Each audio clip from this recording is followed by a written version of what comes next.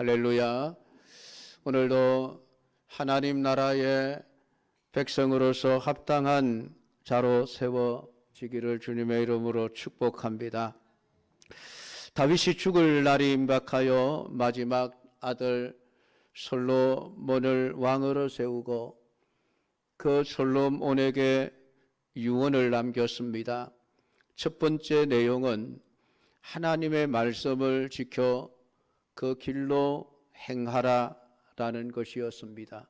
그것이 나라를 바로 세우고 나라를 견고하게 하는 유일한 길이라는 것을 말씀을 했습니다. 세상은 죽음을 향해서 달려갑니다. 이 죽음의 길에서 자유로울 수 있는 사람은 없습니다. 그러니까 세상은 사망의 나라죠. 그러한 세상에서 다윗 역시 모든 사람이 가는 길을 가게 되면서 솔로몬에게 하나님의 말씀의 다스림을 받으며 살아가는 영원한 생명의 나라, 그 말씀이 지배하고 통치하는 세계를 살아갈 것을 당부했던 것입니다.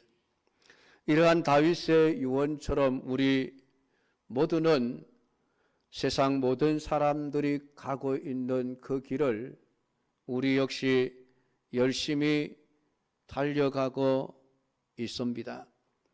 그렇기 때문에 오늘 우리는 이 세계가 아니라 생명의 약속, 영원한 생명의 약속에 담겨져 있는 하나님의 말씀의 세계가 우리가 살아가는 세계가 되어야 한다는 것을 잊어서는 안 되는 것입니다. 말씀의 세계라는 것은 말씀이 육신이 되어 세상에 오신 예수 그리스도의 세계를 말합니다. 그리스도 안에서 살아가는 것이야말로 죽음을 이기고 영원한 생명을 소유할 수 있는 유일한 길이라고 하는 것이고, 그 약속 안에서 살아가는 자들만이 영원한 생명을 얻을 수 있게 되어집니다. 그렇기 때문에 말씀 안에서 살아가는 자들은 이 세상의 소망이 세상의 것이 아니라 언제나 예수님일 수밖에 없다는 것을 잊어서는 안 됩니다. 그리고 그 거룩한 하나님의 나라 말씀의 세계 안에 있어서는 안 될 것들이 있습니다. 그것이 오늘 두 번째 다윗이 솔로몬에게 하는 유언의 내용 속에 담겨져 있습니다. 오늘 우리가 읽은 본문의 내용은 세 사람에 대한 언급을 하고 있습니다. 스루야의 아들 군대장관 요압과 그리고 시므이라고 하는 사람과 바르실레라고 하는 세 사람의 이름이 등장합니다. 오늘 이 세 사람은 다윗과 다 연관이 있는 사람입니다. 이 요압은 다윗이 사울 왕에게 쫓겨다닐 때부터 생사고락을 함께 했던 위대한 용사였습니다. 그런데 그 요압이 결국은 다윗을 버리고 아도니아의 편에 서게 되어집니다. 그가 아도니아의 편에 선 것은 더 이상 다윗에게서는 얻어먹을 것이 없겠다 계산되었기 때문이죠. 왜냐하면 요압은 이미 자신이 다윗에게 미운 틀이 박혔다는 것을 알고 있습니다. 왜냐하면 과거에 이 요압은 다윗의 뜻을 거스르고 자기 원하는 대로, 자기 생각대로, 자기 감정대로 일을 처리한 적이 많았기 때문입니다. 그래서 다윗은 이 요압이라고 하는 인물에 대해서 솔로몬에게 절대로 평안히 서울에 내려가지 못하게 하라 라고 부탁을 합니다. 그것은 자연사하지 못하도록 그를 죽이라는 얘기죠. 왜 그렇게 이 다윗이 마지막 가는 길에 이런 무서운 유언을 남기고 있는 것일까요? 그것은 솔로몬이 통치하고 다스리는 세계 안에 다시는 요압과 같은 사람이 일어나서는 안 되기 때문입니다. 그것은 요압이라고 하는 한 사람을 말하는 것이 아니라 그 요압이 가지고 있었던 가치관, 그 요압이 가지고 있는 그러한 그 정신세계, 그러한 가치관을 가진 자들은 하나님의 나라에 합당하지 않다고 보았기 때문입니다. 요압이 어떤 일을 했습니까? 아브넬과 아마사를 과거에 죽인 일을 들어서 요압이 가지고 있는 그런 사고방식을 가진 사람들은 말씀이 역사하는 하나님의 나라 안에서는 제거되어져야 할 그러한 사고방식임을 분명히 가르쳐주고 있는 것입니다. 이 아브넬이라고 하는 사람은 사울 왕의 편에 서 있었던 사람입니다. 근데 이 아브넬이 전쟁 중에 요압의 동생인 아사헬을 죽일 수밖에 없었습니다. 아사헬이 자기를 쫓아올 때에 제발 나를 쫓아오지 말고 다른 사람을 쫓아가라. 안 그러면 너 죽는다. 내가 죽일 수밖에 없도록 하지 말아라. 그러니까 너 다른 사람을 쫓아가라. 그런데 이 아사헬은 공명심에 들떠서 적의 장수인 이 아브넬을 죽여서 큰 공을 얻겠다는 생각으로 끝까지 아브넬을 뒤쫓다가 아브넬에게 죽임을 당합니다. 여러분, 전쟁터에서 죽이고 죽는 일들은 비일비재한 사건이지 않습니까? 그런데 나중에 이 아브넬이 결국은 사울의 아들 이스보셋의 처사가 마음에 들지 않아서 그 나라를 다윗에게 돌리기 위해 다윗에게 항복을 하고 다윗을 찾아오게 되어집니다. 그리고 거기서 두 나라가 하나로 합치기로 조인식을 맺고 다윗은 아브넬을 평안히 돌려보내게 되어집니다.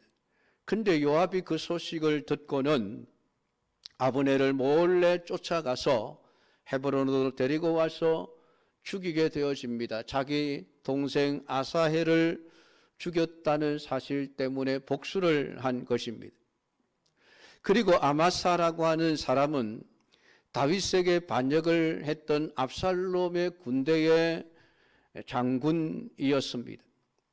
이 아마사는 나중에 결국은 이 압살롬의 반란을 진압하고 난 이후에 다윗은 아마사를 등용시킵니다. 중용해서 요압을 대신하여 군대 장관으로 세우게 되어집니다. 그러니까 졸지에 요압은 자신이 모든 군권을 쥐고 있다가 하루아침에 권력을 빼앗길 처지가 되어져 버린 것입니다.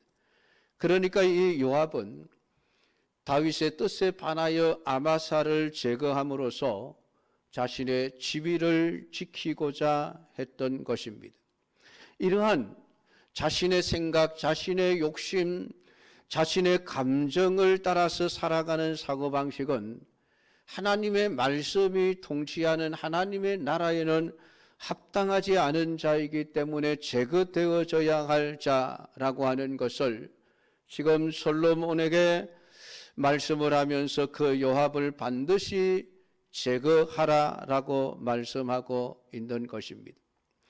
요압은 단순히 자기의 복수를 위해서 자신의 이득을 지켜내기 위해서 끔찍한 살인죄를 서슴지 않고 행했습니다. 그것도 한 나라의 왕인 다윗의 뜻과는 반하는 오직 자기만을 위해서 산 사람이었던 것입니다.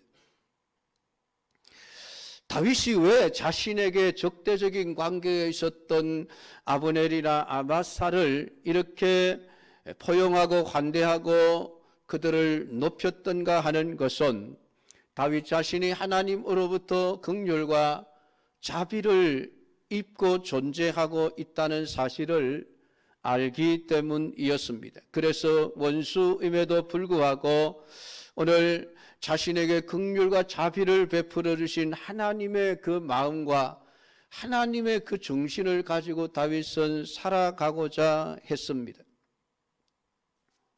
근데 요압은 다윗의 그러한 마음, 하나님의 마음을 제대로 알지 못한 채 이스라엘이라는 나라가 어떤 나라여야 하는지, 하나님이 통치하시고 다스리는 나라가 어떠해야 하는지를 깨닫지 못한 채 오직 자신 개인의 복수심과 자신의 감정과 자신의 그 이익이 손해가 날 것을 싫어하여서 하나님의 긍휼과 자비를 베푸는 일에 해방자가 되어져 버렸던 것입니다. 그것이 사단이 하는 일이었고 다윗은 그러한 요압과 같은 사고방식은 더 이상 하나님의 나라 안에 들어와서는 안 된다는 것을 알기에 오늘 이 요압을 제거할 것을 명령하고 있는 것입니다.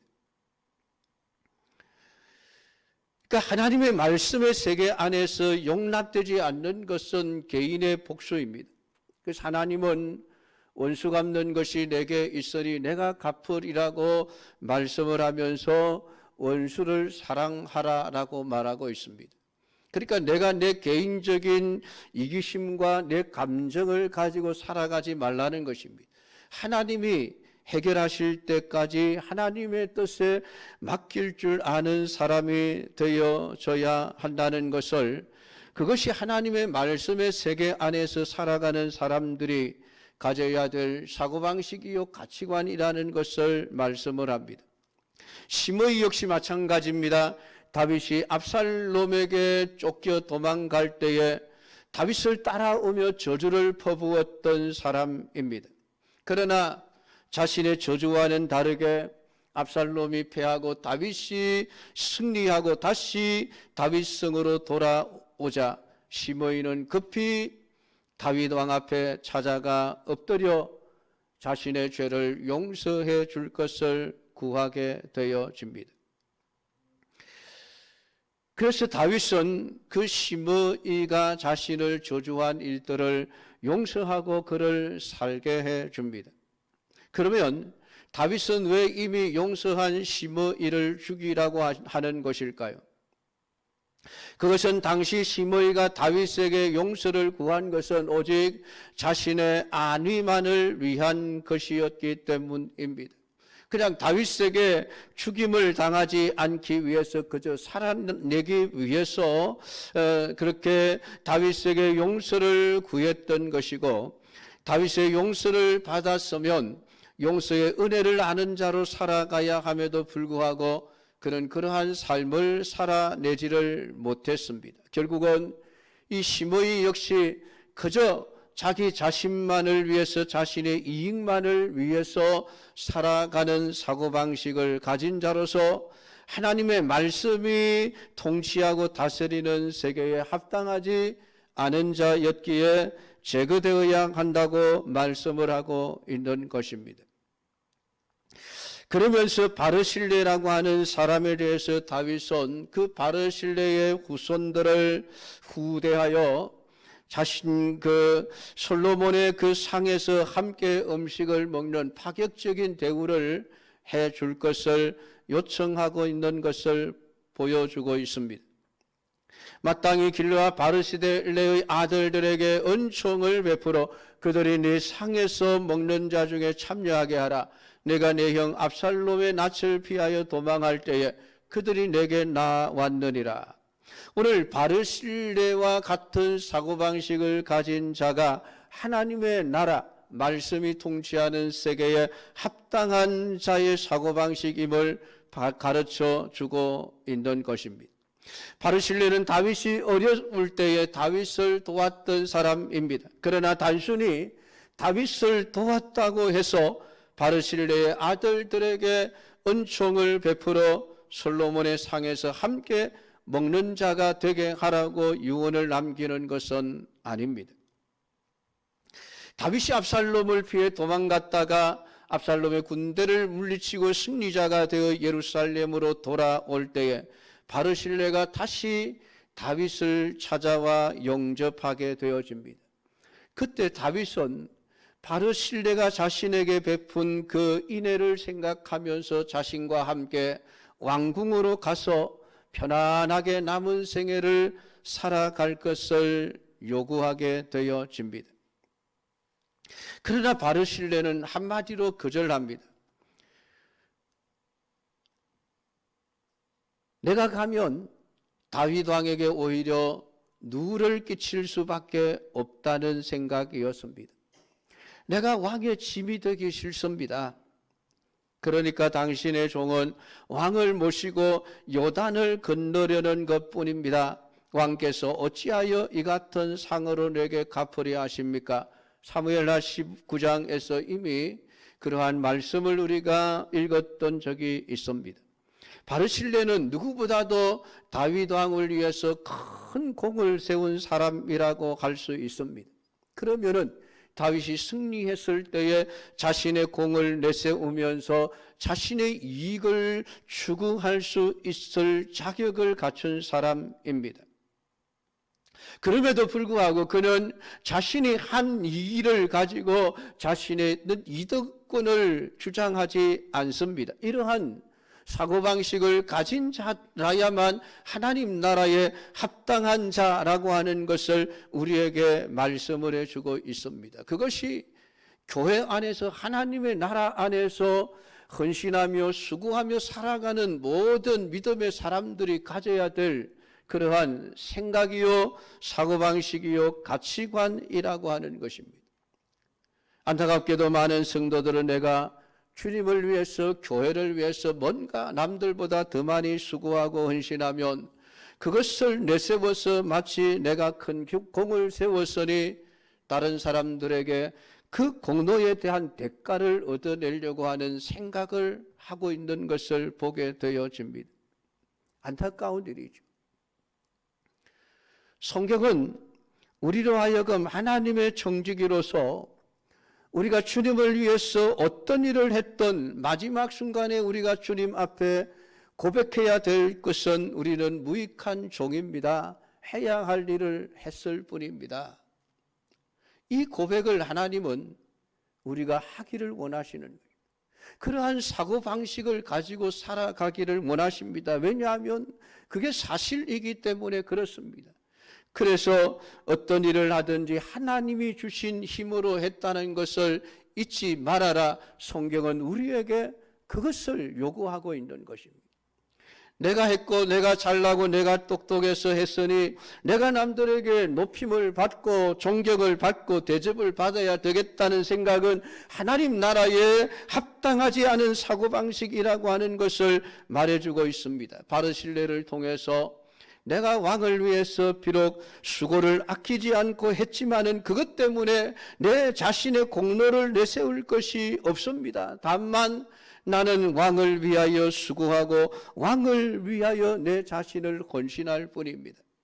그것 때문에 내가 대가를 얻기 위해서 한 것이 아닙니다 라고 하는 이 정신을 가지고 살아가야 할 것을 오늘 성경은 우리에게 말씀을 해주고 있습니다.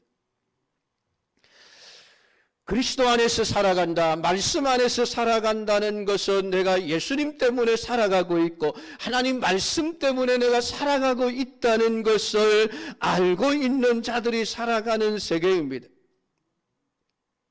그것은 바로 하나님의 은혜와 긍휼이 나를 살리고 있다는 것을 알기 때문입니다. 하나님과 원수된 우리를 용서하시고 사망에 처한 우리를 살려내신 그 하나님의 은혜 때문에 내가 살아가고 있다는 것이고 매일매일 내게 주어진 삶에 있어서 우리에게 필요한 모든 것들 역시 하나님이 우리에게 은혜와 복으로 주신 것을 내가 누리며 살아가고 있다는 이 생각을 하면서 살아가는 사람들이어야 합니다. 그런 어떤 일을 하더라도 그것을 자기의 공로로 내세우지 않습니다. 내가 이만큼 했는데 왜 알아주지 않느냐? 하나님 앞에서 자기의 공로를 절대로 내세우지 않습니다. 수고하고 애를 쓰고 남들보다 더 많은 일을 하고 나서도 사람들에게 미움을 받고 사람들에게 싫어함을 받더라도 그것 때문에 좌절하지도 않습니다. 내가 당연히 해야 할 일을 했을 뿐입니다 라고 늘 하나님의 은혜 안에서 살아가는 그러한 정신을 가진 자들이 하나님의 나라에 필요한 자들이라고 하는 것을 오늘 성경은 우리에게 말씀을 해주고 있습니다. 사랑하는 성도 여러분, 우리가 하나님의 자비와 긍휼을 받은 자로 살아간다는 것을 안다면은 우리에게서 보여져야 할 것은 오직 하나님의 사랑과 그 긍휼하심 뿐입니다. 하나님이 나에게 이렇게 긍휼을 베풀어 주셨습니다. 하나님이 내게 이렇게 사랑을 베풀어 주셨습니다. 우리가 고백하고 증거해야 할 일은 항상 이것뿐이다라고 하는 것을 오늘 우리가 나타내어야 할 것을 오늘 성경은 우리에게 말씀을 해주고 있습니다. 사랑하는 성도 여러분, 하나님의 말씀은 우리로 하여금 요압처럼 살게 하지 않습니다. 하나님의 말씀이 내 안에 들어와 나를 지배하고 있다면은 나를 심어이처럼 살게 하지 않습니다. 내 안에 하나님의 말씀이 살아있다고 한다면은 그 말씀이 나로 하여금 진리를 깨닫게 한다면은 우리는 언제나 바르실레와 같은 정신을 가지고 살아갈 수밖에 없습니다. 내가 하나님의 은혜로 살았으니 주님을 위해서 기꺼이 헌신하고 봉사하며 수고하는 것은 당연히 해야 할 일을 했을 뿐입니다. 그것 때문에 내가 상을 받아야 될 일이 없습니다 라고 하는 것을 깨닫는 자가 되어지는 것입니다. 그래서 천국에 가면 우리가 받은 모든 면류관을 벗어서 다 주님 앞에 벗어드리게 되어져 있습니다. 왜냐하면 그 천국에는 내가 누군지 내가 어떻게 살았는지 알기 때문에 그렇습니다. 진리를 아니까 내가 주님의 은혜로 살아왔습니다. 내가 큰 일을 했어도 주님의 은혜로 했습니다. 모든 것이 다 예수님의 은혜임을 알기에 자기가 상을 받을 자격이 없다는 것을 알기에 모든 면류관을 벗어서 주님의 발 앞에 다 돌려드리게 되어져 있는 것입니다. 그게 천국입니다. 그게 천국의 세계를 살아가는 사람들의 정신이라고 하는 것을 오늘 바르실레를 통해서 하나님은 우리에게 말씀해 주고 있습니다. 천국에 갔으만 그렇게 살라는 것이 아닙니다. 이 땅 위에서 우리가 믿음으로 살아가는 삶의 모든 과정 속에서 하나님이 하셨습니다. 하나님의 은혜로 내가 살아가고 있습니다. 내가 무슨 일을 하든지 내가 잘나고 똑똑하고 내 힘으로 한 것이 아니라 하나님이 은혜 주셔서 했습니다 라고 하는 이 사고방식을 가지고 살아가는 그 사람이 하나님의 말씀이 통치하고 다스리는 하나님의 나라에 합당한 자라고 하는 것을 오늘 성경은 말씀을 해주고 있습니다. 여러분이 예수 믿고 살아간다는 것, 그리스도 안에서 살아간다는 것, 하나님의 말씀 안에서 살아간다는 것이 어떤 의미인지를 제대로 깨닫고 하나님이 원하시는 오늘 믿음의 삶을 살아내는 성도들이 되기를 축복합니다. 기도하겠습니다. 하나님 아버지 은혜를 감사드립니다. 오늘 이 시간도 주신 말씀을 묵상합니다.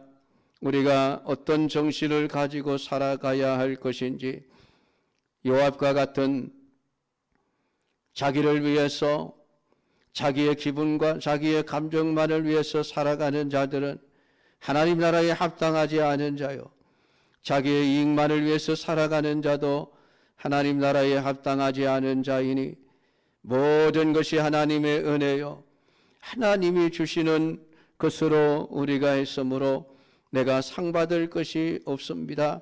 주님이 하셨습니다. 그것을 고백하며 살아가는 자들만이 하나님의 나라에 합당한 자임을 오늘 말씀하신 아버지 하나님, 이 진리를 깨닫게 하사 우리 모두가 다 아버지 하나님 말씀의 그 세계 안에 합당한 자로 살아갈 수 있는 은혜와 믿음을 더하여 주시옵소서. 예수님의 이름으로 기도드리옵나이다. 아멘.